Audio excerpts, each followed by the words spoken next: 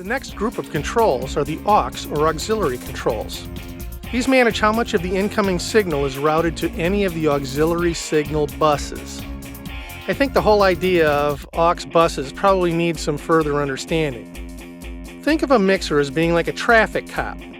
It manages signals from a variety of sources and routes them where you want them to go. We've got some diagrams of our 24-channel Yamaha mixer that'll better illustrate just how this traffic cop concept works. Channel strips and aux buses are just intersecting highways, each carrying part of your musical traffic. All of the channel strips are inbound highways. We'll examine just the first 6 channels in this example. The aux buses intersect them. This particular mixer has 4 basic aux buses with an option to turn on 2 more if you like. These buses are used to send some of your input signals to external equipment such as reverb units, compressors, and the like. Just understand that if you want to use a piece of equipment to help you enhance the qualities of your sound, you can get the signal to it using an aux bus. Everywhere you can see a white circle on the diagram is a possible place to control the routing of some signal traffic. They just happen to be where the aux bus controls are. How convenient is that? As you can see, each channel strip crosses all 4 buses. That means some of the signal from each channel strip can be routed onto one or more of the aux buses, or none of them for that matter. It all depends on where you need the signal to go. We'll show some examples of just how they can be used a little later. Just absorb these concepts. Now, not all mixers have these next controls. Our Yamaha mixer does. They're the effects controls, and they're really convenient. This mixer has a 2-channel internal effects unit. They've provided a library of effects that you can apply to your sound to enhance it. Remember when we said the aux buses were used to route some of your signal to external equipment such as reverbs, delays, compressors, and the like?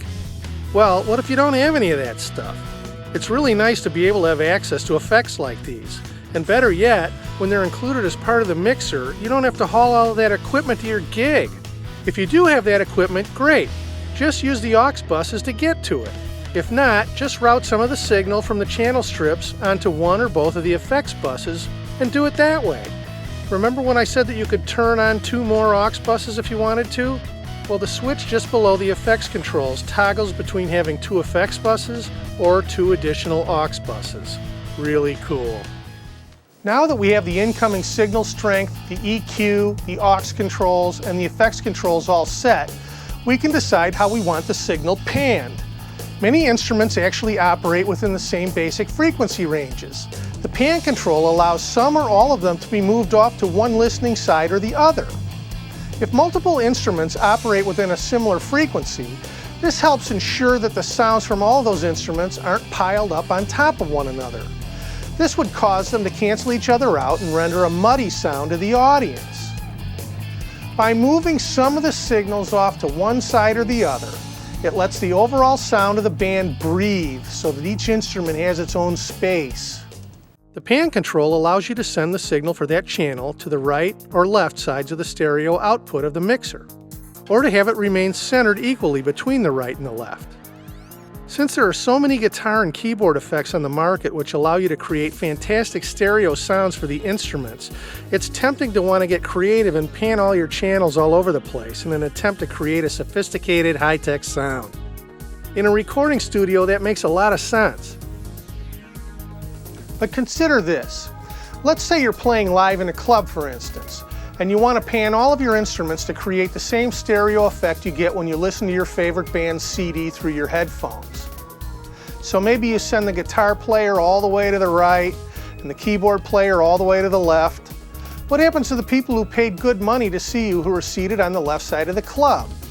They probably will hear too much keyboard and very little guitar. All of the effort you've made to make the band sound good has been wasted because each side of the club can only hear half the band. Panning should be used judiciously, not to the extreme. Unless you have lots of equipment and are able to have left and right PA speakers for each side of the club, it's best to probably pan the controls mostly near to the center for most live situations except for when that breathing space I mentioned is needed.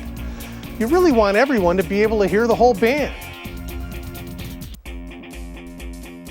The on or mute switch, depending upon the individual mixer, does exactly what it says it does.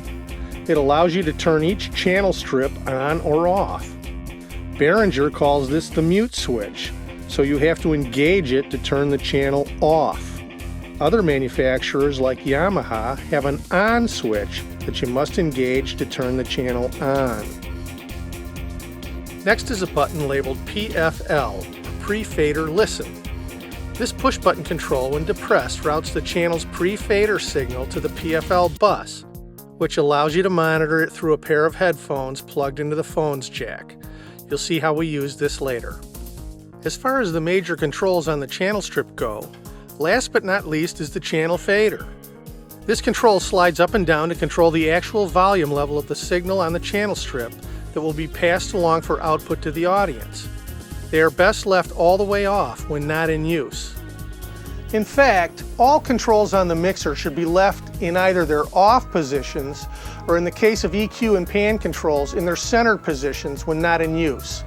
These are mechanical devices, and over time they'll develop kind of a dead or noisy spot wherever they've been left for a long period of time. If that noisy spot develops in the off or centered positions, it won't really matter. But if it develops in the middle of the control's active travel portion, when you adjust a knob, a crackling noise will be introduced when that knob travels over the worn spot. Oh no. Now that we know what the channel fader does, we need to back up a little and talk about the aux controls again. Associated with each pair of aux controls on the channel strip is a small button labeled Pre. This is an important concept to grasp here. When the Pre button is depressed, that means that the signal going out to the auxiliary bus is pre-fader. That means no matter how much you turn up or turn down the channel fader, it will have no effect on the amount of the signal going to the aux bus. If the Pre button is not depressed, that means the signal going to the aux bus is post-fader or after-fader.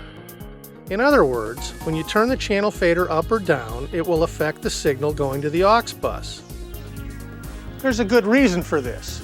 If you're sending the signal down the aux bus to an external effects unit, like a reverb for instance, you would want that aux control to be post-fader. This is important because if you turn the channel fader way down, you would also want the amount of the effect to be decreased as well. If you keep the effect turned up while the overall volume for a channel is turned down, it can create a horrible sounding situation where the effect is just overwhelming.